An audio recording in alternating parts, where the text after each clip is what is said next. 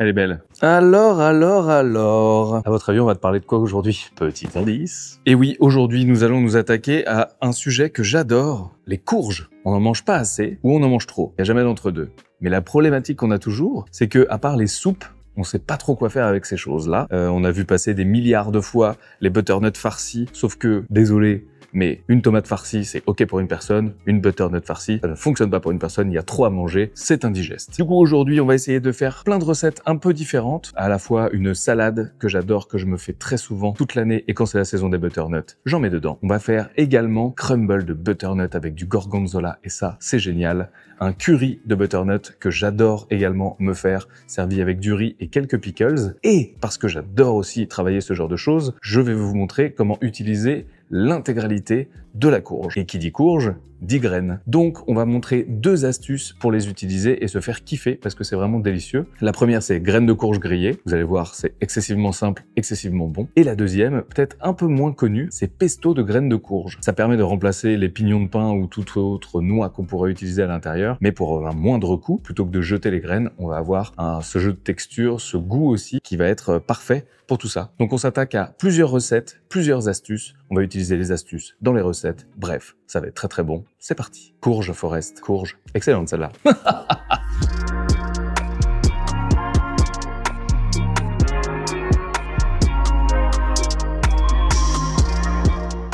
Première recette, la fameuse salade de lentilles. Les lentilles, c'est trop bon, beaucoup trop sous-coté, et vous allez voir dans une salade, c'est absolument divin. Butternut que l'on va faire chauffer évidemment, mais par contre que l'on va manger froid. C'est très bon également. Quelques herbes fraîches, c'est facultatif, mais moi j'aime bien y ajouter un peu de sardine. C'est très chouette, ça se marie ultra bien avec la recette. Mais s'il y en a pas, ça fonctionne très bien aussi. Parfois je mets des œufs, on fait ce qu'on veut. Un peu d'échalote, on va ajouter également de la feta et on va se faire une petite vinaigrette au paprika fumé.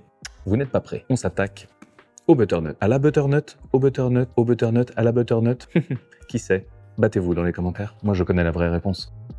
Alors déjà, je pense qu'on a un peu oublié de le rappeler, mais qu'est-ce que c'est beau comme légumes. Et j'ai un peu l'impression qu'à l'ère où tous les fruits et légumes sont calibrés, eh bien ceux-là, ils ont encore leur chance pour avoir leur petite particularité, et c'est ça qu'on aime. On va donc retirer le pédoncule et éplucher la butternut, puis ensuite la découper en petits cubes. L'objectif, c'est d'avoir des cubes de 1 à 1,5 cm de côté pour avoir un bon ratio dans la salade. Si on les coupe trop gros, il y en aura trop et on pourra moins facilement les manger à la fourchette. On dispose le tout sur une plaque allant au four avec un peu de papier sulfurisé, on les arrose avec un généreux filet d'huile d'olive, du sel, du poivre, et c'est tout. Mais non, on va ajouter aussi un peu de piment d'Espelette, j'adore le piment d'Espelette. Et son petit côté relevé se marie super bien avec la sucrosité naturelle de la butternut.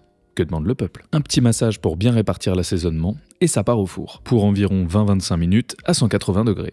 Et pendant la cuisson, on va pouvoir lancer celle des lentilles. Il faut vraiment y penser plus souvent aux lentilles, c'est absolument génial. On va commencer par bien les rincer. On les dépose dans de l'eau froide, on les porte à ébullition et c'est parti pour environ 20-22 minutes de cuisson. Pour apporter de la fraîcheur et un petit kick en bouche qu'on aime tant, je vais ajouter de l'échalote. Faites-moi le plaisir de la ciseler le plus finement possible afin que ce soit vraiment agréable en bouche. Les gros morceaux qui croquent sous la dent, très peu pour moi. On met de côté et on va pouvoir enchaîner avec mon herbe fraîche préférée, je pense, la ciboulette. Et la ciboulette, vous me mettez une bonne grosse poignée, hein. On ne veut pas une petite pincée. On surveille de temps en temps la butternut, qui se porte très bien pour le moment. Et si vous avez choisi l'option sardine, on peut dégoupiller la boîte et la mettre avec le reste. N'oubliez pas de retirer l'huile, on n'en aura pas besoin pour cette recette. À partir de 20 minutes, on contrôle les lentilles, car il ne faut pas que ce soit de la purée, on veut qu'elles croquent encore un peu sous la dent. Et on stoppe immédiatement la cuisson avec de l'eau froide. Pour la vinaigrette, je vous montre une astuce que j'adore pour qu'elle soit bien émulsionnée, c'est de le faire avec ceci. Alors, un pot à confiture en verre, tout ce que vous voulez, ça marche, faut pas que ce soit trop grand, et vous allez voir, c'est très pratique. Cuillère à cocktail. Pour se prendre une bonne grosse cuillerée de moutarde, on y va franco sur le vinaigre. L'acidité, c'est important, mais la douceur aussi. Alors un peu de miel ne peut pas faire de mal. Une montagne de poivre. Paprika fumé, c'est la vie. On en trouve de plus en plus partout, mais du paprika normal fera parfaitement l'affaire. Un soupçon de piment d'Espelette. Et pour finir, un petit filet d'huile d'olive. Et là, il ne reste plus qu'à mélanger vigoureusement.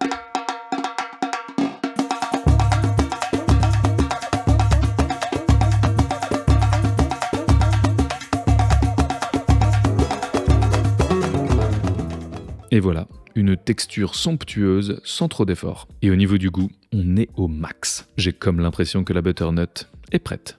Il est évidemment important de goûter pour vérifier que la cuisson est ok. On veut que l'extérieur soit bien rôti et l'intérieur très fondant. On laisse refroidir tranquillement sur le côté et on continue avec la feta. Vous pouvez l'émietter si vous préférez, mais moi j'aime bien la couper en petits cubes. Ça ajoute de la mâche et je trouve ça plus joli. Tous nos ingrédients sont prêts, on va pouvoir les assembler. Nos lentilles sont bien rincées et froides, on les ajoute directement dans le saladier. La butternut est encore un peu tiède, mais ça va refroidir, c'est pas grave. On enchaîne avec la feta, la ciboulette, les échalotes et quelques sardines. Les sardines, on s'en garde une par personne pour mettre au dernier moment. Et pour finir, un déluge de cette vinaigrette rouge merveilleuse. Au moment de mélanger, je ne peux que vous conseiller de le faire le plus délicatement possible pour ne pas casser les ingrédients et avoir un joli rendu. On se claque 1 ou 2 belles cuillères dans une assiette, nos beaux morceaux de sardines que l'on avait mis de côté. C'est vraiment bon des sardines. Un petit filet d'huile d'olive et un déluge de ciboulette pour la fraîcheur et la couleur. Ah voilà cette merveilleuse petite salade là. Je sais pas si on peut appeler ça salade encore, mais si je pense. Cela dit, là on va la manger froide, mais c'est super bon tiède. C'est-à-dire que si vous avez un peu la flemme le soir, n'hésitez pas à la faire. Et avant que tout refroidisse ou que vous ayez tout passé sous l'eau, vous mangez ça un peu tiède. C'est delicioso. Allez. Et bah ça tue, hein. Toujours aussi bon. Ça m'avait manqué presque. C'est super frais. En même temps, il y a le côté réconfortant de ces petits bonbons de butternut là. Le petit côté fumé et acidulé de la vinaigrette, il marche trop bien. Les sardines, c'est toujours facultatif, mais moi je trouve ça vraiment délicieux. Bah en fait, ça cale bien en plus. Tu sens que c'est quand même un plat frais mais réconfortant. On aime beaucoup. Allez, on s'attaque à la suite. Cette salade, c'est fait. Et du coup, maintenant, comme promis, je vous propose une petite astuce qui va nous servir pour la deuxième recette. C'est l'utilisation des graines de courge. Dans la première recette, on a utilisé que de la chair. Évidemment, il nous reste la partie où on a les graines. Je vous montre tout de suite comment les utiliser pour 2 préparations. À la fois des graines grillées, c'est délicieux à l'apéro, sur des salades, sur tout ce qu'on veut, mais aussi un pesto de graines de courge. Et ça, vous n'êtes pas prêts. On va utiliser la butternut qu'on avait pour la première recette. Mais je pense que ça fonctionne avec quasiment toutes les courges que l'on utilise au quotidien. On retire donc les graines de la courge. Elles sont souvent bien accrochées, mais on gratte, et ça vient tout seul. Et à partir de maintenant, on se lance dans la partie la plus fastidieuse. Retirer les petites fibres qui collent aux graines comme ça, et surtout bien les nettoyer pour qu'elles soient totalement immaculées. Alors s'il reste un petit peu de chair dessus, c'est pas trop grave, mais ça risque de cramer à la cuisson et c'est moins sympa. On enchaîne en séchant bien les graines. Vous allez voir, elles glissent les petites coquines, donc faites attention à ne pas en mettre partout. Ces premières étapes étaient communes aux 2 recettes, maintenant on s'attaque au pesto. On commence par déposer dans le mixeur les feuilles de basilic, mais si vous connaissez ma version aux épinards, ça fonctionne aussi très bien. 1 tonne de zeste de citron, et on se prépare du parmesan. S'il est déjà râpé, ce sera beaucoup plus rapide, et sinon vous me le coupez en morceaux assez fins pour que ça soit mixé le plus finement possible. On le dépose avec tous ces petits potes, et pour l'ail, allez-y mollo. 1 toute petite gousse ou une demi-gousse de taille normale. On ajoute ensuite les stars de la recette, les graines de courge et un généreux filet d'huile d'olive. 1 pointe de sel et un peu de poivre. Et c'est parti. Mes amis italiens, ne vous vexez pas. Je sais que c'est pas un vrai pesto au mortier, mais on appelle ça le mixotto, non? C'est bien le mixotto. Allez. Je le fais avec mon tout petit mixeur qui est très pratique. Mais qu'il soit petit ou grand, vous aurez peut-être besoin d'ajouter un peu de citron pour ajuster la texture. Et voici un joli petit pesto bien vert fait en quelques minutes. Vous pouvez le conserver au frais, couvert avec un peu d'huile d'olive, mais sinon ne bougez pas, on va l'utiliser dans la prochaine recette. Pour finir sur l'utilisation des graines de courge, je vous montre cette technique pour les faire griller au four. C'est très rapide, très addictif et super bon. Un peu d'huile d'olive, une généreuse dose de curry. On mélange bien pour que l'assaisonnement soit bien réparti, on les étale sur une seule couche, et ça part à 190 degrés pendant 15 à 20 minutes. Et là, mes amis, vous avez un apéro qui vous a pas coûté grand chose, mais par contre vos invités vont vous en parler pendant un moment de celle-ci, et vous pourrez la décliner avec toutes les épices du monde. Alors vous l'avez entendu, ça croustille, mais en plus, qu'est-ce que c'est bon? C'est trop chouette, avec le petit curry là. Pas que je mange tout, ça pour l'apéro c'est fou. Et le truc qui est trop bien, c'est que vous pouvez le mettre dans plein de recettes, salade, dans le crumble, un plat en sauce, à la fin ça vient rajouter ce petit côté croustillant, c'est absolument génial. On adore. Et c'est anti-gaspi, C'est pas beau ça? Bon, butternut, on a fait, on y reviendra peut-être après, mais là, on va s'attaquer à son cousin germain, j'en sais rien, ils sont potes, frères, sœurs, en tout cas, ils se connaissent bien, le potimarron. Et je l'aime beaucoup, il est plutôt cool. Vous pouvez manger la peau, c'est très bon aussi. Il faut juste bien le nettoyer. Et là, on va faire un crumble, car le crumble n'est pas obligatoirement quelque chose de sucré. L'avantage avec le potimarron, c'est que tu vas avoir quand même cette sucrosité naturelle qui fait que ça marche bien avec le croustillant de ce crumble-là. On va le rendre encore plus gourmand, plus automnal, avec un fromage que j'adore également. Et pourquoi pas le pesto qu'on vient de faire, ça peut être une bonne idée. Et bah écoutez, je pense qu'on a tout dit, on peut se lancer sur ce fameux crumble. Comme évoqué précédemment, nous allons bien nettoyer la peau car on va la garder. En revanche, le pédoncule, on l'enlève. Vous avez vraiment l'esprit mal placé. On fait de même avec les graines, on les retire pour les utiliser dans ce superbe pesto ou pour en faire des graines de courge grillées évidemment. Puis on s'attaque à la découpe. Faites bien attention à vos doigts parce que c'est pas évident à couper, mais avec un couteau bien aiguisé, vous devriez vous en sortir. On débarrasse tout ça sur une grande plaque allant au four, un généreux filet d'huile d'olive, du sel et du poivre, et pour compléter la sainte trinité, un peu de piment d'Espelette. On enfourne tout ce petit monde à 180 pendant 20 à 30 minutes en fonction de la taille des morceaux, et on va se mettre sur le dos de notre crumble. Pour encore un peu plus de croquant, je vais ajouter des noix concassées. Vous pouvez le remplacer par des noisettes, des pignons de pain, voire même les graines de courge grillées. Pour l'appareil à crumble, je vous mets la liste des ingrédients dans la description sous la vidéo. Mais en gros, c'est du beurre, de la farine, un peu d'assaisonnement, et on malaxe le tout pour obtenir une texture assez sableuse, mais avec des morceaux un peu plus importants pour avoir ce petit côté croustillant qu'on adore. On mélange, et quand on est satisfait de la texture, on peut rajouter les noix. Un dernier petit tour de main pour un peu plus les incorporer à la préparation, et là, visuellement, on a l'air pas mal. C'est facultatif, mais si vous êtes chaud et que vous en avez, on peut rajouter du thym, c'est incroyable. Maintenant que notre crumble est prêt, eh bien on va pouvoir regarder la cuisson des potimarrons. Ils se tiennent encore mais ils sont très fondants, c'est parfait. J'utilise une poêle qui va au four parce que je trouve ça plus sympa, mais évidemment prenez le plat qui vous fait le plus plaisir. On balance le potimarron dans le fond, on peut écraser un peu les morceaux pour qu'ils absorbent bien la garniture, on peut même y ajouter un peu de beurre ou de lait, miam miam, et un de mes péchés mignons favoris, le gorgonzola. On le répartit un petit peu partout sur la courge, et pour apporter de la fraîcheur et de l'acidité, un max de pesto sur tout ça. Un petit filet d'huile d'olive, et il est maintenant temps de contempler votre création. On dirait un tableau, j'ai envie de l'accrocher.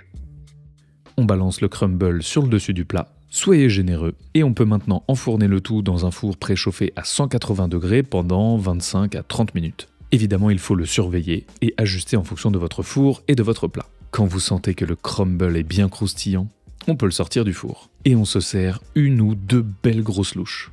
Alors on a un peu tout qui se mélange. L'odeur des noix, du crumble, de la courge évidemment, gorgonzola, pesto. C'est très gourmand, hein. On essaye de faire la bouchée parfaite, un peu de tout. Par contre attention, c'est très chaud. C'est excellent. Il y a vraiment tout ce mélange dans la bouche, le côté un peu quand même sauvage du gorgonzola, mais qui est adouci par l'acidité du pesto et la sucrosité de la courge. Et la courge, le fait d'avoir gardé la peau, ça apporte cette petite mâche où t'as pas l'impression que c'est de la purée, quoi. C'est très très agréable. On adore, et la courge, elle est parfaitement cuite. Elle reste al dente. Tu sens que tu mâches et t'as pas l'impression de mâcher dans du beurre, quoi. Trop bon. Et le petit croustillant du crumble, la life. Next. Bon alors, si vous suivez Woogies depuis quelques temps, vous savez que j'adore le curry japonais, aka le kare raisu. Et du coup, on l'a fait sous plusieurs versions. Au poulet, végétarien, au poulet frit. Et aujourd'hui, le thème du jour c'est la courge. On va le faire avec cette jolie petite courge grise. C'est pas bien compliqué, c'est pas parce qu'il y a japonais dedans qu'il faut avoir peur. Un peu de sauce soja, quelques épices, un roux, et ça, cuisine française, donc tout le monde connaît, un peu de bouillon, du riz, et c'est parti. On se lance? Bon appétit. Alors pour le curry japonais, il existe des cubes tout faits que l'on peut acheter en supermarché asiatique, mais pour le faire maison, il suffit de faire cuire du beurre et de la farine, que l'on va mélanger avec du curry. Je profite du plan large. J'ai celui-ci qui est très cool, mais vous pouvez prendre celui qui vous fait plaisir et que vous avez sous la main. Et parce qu'on veut du goût, on peut ajouter quelques cuillères de garam masala. On mélange le tout pour bien incorporer les épices à la farine et au beurre, et vous allez obtenir assez rapidement une texture un peu sableuse, compacte comme ça. C'est parfait. On met de côté et on s'attaque à la garniture. On commence par couper notre petite courge. Vous commencez à connaître la chanson, on retire le pédoncule, on la coupe en deux, on enlève les graines. Et les graines, je ne sais pas si vous savez, mais vous pouvez en faire du pesto ou des graines grillées, hein. J'adore le comique de répétition. Comme le potimarron, après l'avoir lavé, vous allez pouvoir garder la peau. Ça va apporter de la couleur et surtout de la texture. Pour les carottes, idem, on retire les extrémités et on les coupe en petits tronçons. Les pommes de terre, on les coupe en morceaux de taille égale pour une cuisson homogène. Évidemment que vous pouvez retirer la peau, mais est-ce qu'on a la flemme? Oh oui oui oui. Et pour l'oignon, on l'émince ou on le cisèle finement. On sort sa plus belle cocotte. On la fait chauffer à feu moyen et on ajoute un peu de matière grasse. On commence par faire revenir quelques minutes les oignons. Pendant qu'ils cuisent tranquillement, on va pouvoir s'occuper de râper ou presser l'ail. Et on va faire de même avec le gingembre. Si vous avez une microplane comme ça, c'est très pratique. Bon là l'idée c'est de déglacer parce que ça commence à accrocher et ces petits sucs on adore. Alors vous pouvez le faire avec du saké ou du mirin, mais si vous n'en avez pas, un petit coup de blanc. Et si vous voulez pas d'alcool, vous le faites directement au bouillon, ça fonctionnera très bien. Mais quel que soit le liquide que vous utilisez, allez-y franco. On a besoin d'une belle quantité pour pouvoir gratter les sucs. On laisse bien réduire et on va pouvoir ensuite ajouter un petit peu de concentré de tomate et du miel. On mélange bien tout ça pour répartir tous les éléments et on va pouvoir ajouter le reste de nos légumes. Carottes, pommes de terre et courges. Je mouille avec du bouillon de légumes, mais vous pouvez tout à fait le faire avec de l'eau. N'hésitez pas à en rajouter d'ailleurs un petit peu pour que les légumes soient bien couverts. Et au bout de 10 à 15 minutes de cuisson, on va pouvoir ajouter notre roux avec toutes les épices. Par rapport à la texture, si vous sentez que c'est déjà trop épais alors qu'il reste de la cuisson, n'hésitez pas à rajouter de l'eau. Là, c'est vraiment une question d'appréciation en fonction de la taille de votre cocotte, de la chaleur du feu. Ça doit pas non plus être une soupe, mais il doit y avoir du liquide. On ajoute un généreux trait de sauce soja qui va assaisonner la préparation. Pas mal hein, on laisse mijoter ça tranquillement. On peut même couvrir un peu si on veut. On fait cuire le riz. La cuisson va prendre entre 20 et 30 minutes. L'objectif, c'est que les légumes soient tous bien cuits. Pour le dressage, moi j'adore servir ça avec du riz bien chaud. Et le curry doit être évidemment très chaud également. On s'en sert 2 à 3 généreuses louches, on répartit en bougeant l'assiette, un peu de coriandre et une montagne d'oignons rouges. Et si vous voulez la recette, elle est ici en haut à droite. Bon, clairement, ce plat, je peux me buter tous les soirs avec des variantes. Et avec l'arrivée des courges, bah, c'est la variante idéale. Donc je suis ultra heureux. C'est une petite caresse fessée. C'est doux, mais ça pique un peu. Il y a un côté très onctueux avec cette sauce de curry et le riz. Un petit peu d'acidité avec les pickles, là, comme ça. Ça marche trop bien avec les courges. J'adore. Il est 17h, mais je suis en train de me faire tout le plat, quoi. Petit bonus, pour ceux qui sont encore là, vous avez bien fait de rester. C'est un peu comme, tu vois, le payoff dans les films de Marvel. Là, on attaque la recette bonus, qui n'était pas annoncée en intro, et vous allez pas être déçus. Il s'agit de la vidéo qui a été la plus vue de l'histoire de Woogies. Je pense qu'on est au total sur quasiment 16 millions de vues. Vous voyez ce que ça fait 16 millions, l'Armina? Eh ben moi, pas trop, tellement c'est énorme. Mais donc cette recette, elle a été énormément sollicitée, vue et revue sur les réseaux, et j'adore la faire, elle est délicieuse, c'est la période des courges et elle est évidemment avec ça. Ce sont donc les pastas au butternut. Et oui, c'est donc une recette très simple avec un butternut mixé, une petite sauce très crémeuse pour des pâtes. Vous pouvez rajouter de la viande si vous voulez. Moi, je n'en mets pas. C'est absolument divin, c'est super simple. Une fois que c'est au four, vous n'avez plus rien à faire. On fait cuire les pâtes et c'est parti. Donc pour ceux qui l'ont déjà vue, vous allez la revoir sous un nouveau jour. Et pour ceux qui la découvrent, faites attention, ça devient très addictif. C'est parti. Alors cette fois-ci, on va retirer les extrémités, mais on ne va pas éplucher la butternut. Vous allez très vite comprendre pourquoi. En revanche, on retire les graines et on va faire des petites incisions dans la chair afin que l'assaisonnement et la chaleur pénètrent plus facilement. Petit quadrillage, on adore. On peut disposer les morceaux sur une plaque allant au four, on les asperge avec un filet d'huile d'olive, on assaisonne le tout généreusement avec du sel, et maintenant on va venir garnir les petites grottes, orifices, appelez ça comme vous voulez, avec quelques gousses d'ail, un peu de piment et des feuilles de sauge. Et en les retournant, cela va les cuire à l'étouffée, c'est merveilleux. Bon allez, cette fois-ci, on fait attention. Et maintenant, on attaque à la sortie des courges. Comme dans du beurre. Au bout de 30 à 40 minutes à 180 degrés, la chair va être fondante à souhait. Il ne vous restera plus qu'à la disposer directement dans la cuve du blender, en évitant de vous brûler les mains parce que c'est très très chaud. On n'oublie surtout pas l'ail confit et le petit piment si vous l'avez mis. On ajoute une généreuse cuillère de mascarpone ou de crème fraîche, un déluge de parmesan, un peu de sel, un peu de poivre blanc. Cela va éviter d'avoir des petits points noirs dans la sauce. Et on met notre blender pleine balle pour avoir la texture la plus lisse possible. 1 minute plus tard, on devrait être pas mal. Je peux vous assurer que l'odeur est phénoménale et la couleur et la texture, j'adore. Comme dans la plupart des recettes qu'on a fait aujourd'hui, ce qui est cool, c'est la balance entre le côté doux, sucré du butternut, le piment qui vient un peu réchauffer la bouche. Là, il y a un petit peu de parmesan qui vient créer encore un peu plus de rondeur, mais il manque quelque chose, l'acidité. Et ça, on va aller le chercher avec le citron jaune. Alors, évidemment, les zestes. Parce que ça va vraiment apporter un peu de subtilité en plus qui fait du bien. Et évidemment, on n'oublie pas le jus du citron. Là, c'est incroyable. En fait, tu peux t'arrêter et manger ça là.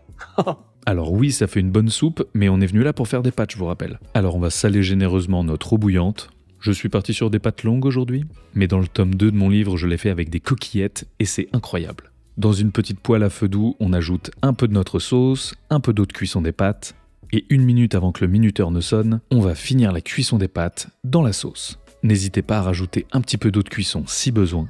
Et là, on veut que les pâtes absorbent un peu la sauce, que le tout réduise pour avoir une texture bien nappante. Et lorsque vous êtes satisfait du résultat, on se dresse une bonne pelletée dans une assiette, elle aussi chaude, une petite cascade de ce liquide doré, et évidemment, un déluge de parmesan. Ah là là, c'est gourmand ça, hein? C'est fou parce que je les connais ces pâtes, hein. Je les ai faites. Elles sont dans le livre, elles sont sur les réseaux sociaux. Mais c'est trop bon, c'est bêtement simple. Et cette petite crème là, tu peux l'utiliser avec plein de trucs. Moi, je la mets dans des grilled cheese, sur des pizzas. Ultra cool. En tout cas, c'est délicieux. Puis avec le parmesan, que demande le peuple? J'aime vraiment bien faire ce genre de format. On avait fait un peu la même chose avec les œufs il y a quelques mois. J'avais adoré, on avait fait carrément 10 recettes. Là, c'est un peu plus saisonnier, donc on a fait un petit peu d'astuces, quelques recettes, mais je trouve ça génial. J'ai très envie de faire 10 recettes et techniques sur les pommes de terre. Alors dites-moi dans les commentaires si ça vous chante, mais en tout cas, je pense que ça va être la prochaine. Et ça, à mon avis, ça va envoyer du pâté de pommes de terre. J'espère que cette vidéo vous a plu. J'espère que ce nouveau rythme qu'on essaye d'instaurer, un peu plus vivant, un peu plus immersif, vous plaît. On tente des choses, là il y a un peu de voix off, un petit peu de face cam. Dites-nous, pareil dans les commentaires, on essaye de lire, de comprendre, d'adapter, d'ajuster pour que ce soit le mieux et le plus agréable possible pour vos oreilles et vos yeux. Je vous dis à très vite pour de nouvelles aventures. C'était Hugo, vous êtes toujours sur Woogies, bon appétit, ciao.